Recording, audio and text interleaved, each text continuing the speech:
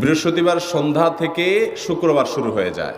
শুক্রবার বা জুমার দিন, এই দিন সম্পর্কে কোরআন এবং হাদিস থেকে ঘেঁটে আমরা 14টা আমলের কথা একটা লম্বা বড় ভিডিওতে বলেছি। আজকে সেখান থেকে আমি সংক্ষেপ করে এই 14টার মধ্যে আবার অতি গুরুত্বপূর্ণ 5টা আমলের কথা বলবো ইনশাআল্লাহ।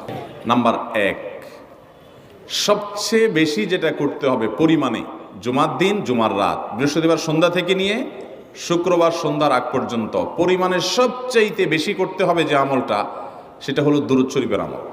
নবী করিম সাল্লাল্লাহু আলাইহি ওয়াসাল্লাম বলেছেন, আকসিরু আলাইয়া মিনাস সালাতি মিন ইয়াউমিল জুমআতি ওয়া লাইলাতিল জুমআহ, তোমরা জুমার দিন এবং জুমার রাতে আমার প্রতি বেশি বেশি দুরূদ পাঠ করবে, দুরূদ প্রেরণ করবে।